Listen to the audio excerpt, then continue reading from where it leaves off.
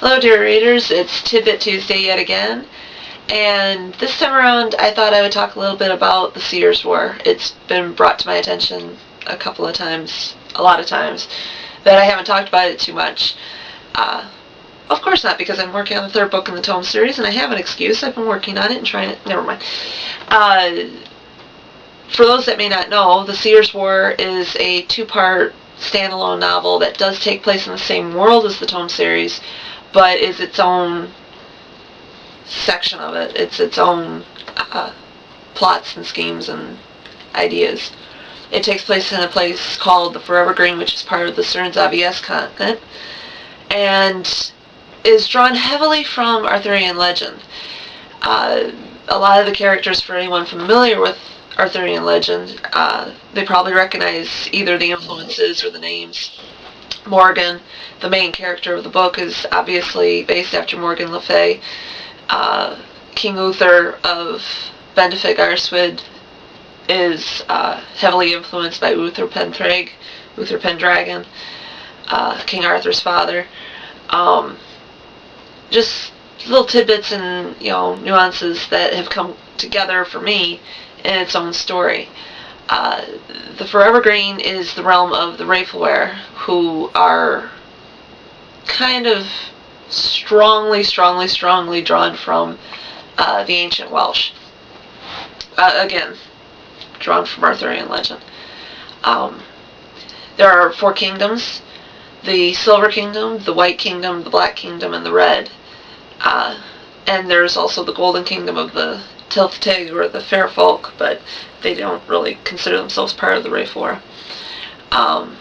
Basically, the story is about someone playing behind the scenes. There is someone pitting the 4 kingdoms against each other and trying to generate war across the ForeverGreen.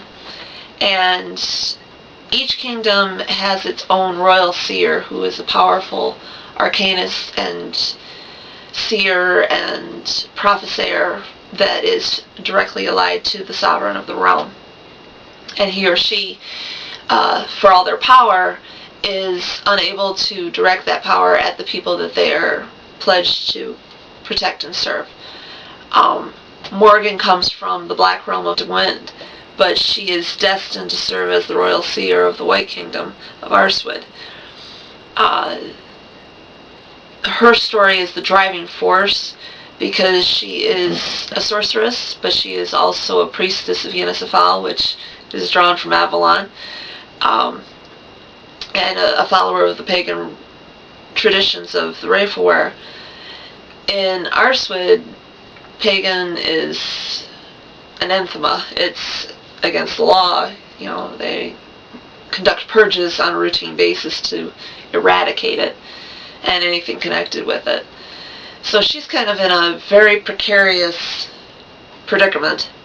And part of that, in dealing with Uther and his royal house and the people, she has to figure out what's going on, because there's revenants being raised and there's ghosts attacking different parts of the realm, and all these sorts of things going on. Old enemies are being brought to the surface and rehashing old anxieties and tensions and whatnot between the kingdoms and between individuals. Again, in the desire to spark warfare and engulf the entire ForeverGreen in war. Now, of course, she's not alone. There's also Amorous, who is the royal seer of the Silver Realm, and he is a druid, and he has his own issues dealing with a young king that is almost too young for his crown. He's a young man, but he's not quite ready to handle dealing with the responsibilities and the political maneuvering, dealing with the other realms and the long history of bloodshed, especially with Arswyd. So while he's dealing with all that, he's got phantom ships attacking, and revenants attacking, and all this good stuff.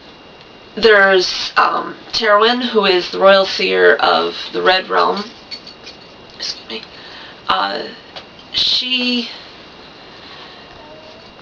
she's very young. She's inexperienced, but she's a go-getter. She's very adamant and forthright in what she knows she needs to do. But she's also dealing with the situation of monsters being brought through and demons attacking the realm and all these things going on that are raised by this villain behind the scenes. The fourth Seer, he's unique. The Seer of the Black Realm of Derwent is cunning. He has the ability of foresight, but for all that he knows what's going on, he tries to maneuver it towards his queen's own agenda. He is not necessarily the nicest guy in the world, but he's trying to protect his realm and serve his queen. Everybody has their reasons for doing the things that they do. But all four of these Seers become aware of someone playing behind the scenes. There's somebody trying to pit them against each other, which doesn't necessarily stop the fact that warfare is going to erupt, because it would benefit some people for warfare to erupt. One kingdom wants revenge, one kingdom wants land, one kingdom wants, whatever riches they can get from the fallen realms. So it's a little bit of a mystery, it's a little bit of adventure, it's a little bit of political maneuvering, and every so often in between you get a good old-fashioned sword fight or jousting tournament or something. It's very heavy on the knights and fair maidens type of story, but the fair maidens aren't necessarily in need of rescuing. They are sometimes the ones that you want to be rescued from. But that's what I enjoyed writing about it the most, was that key point. Okay, I've talked your ears off enough for this week. I hope you enjoyed it, and maybe encouraged a few people to check out the Seers War, since it's not a full series, it's just a part 1 and part 2. So check out the Weaving of the Web or the Spider and the Fly, and always give feedback. I look forward to hearing from you. Till next week.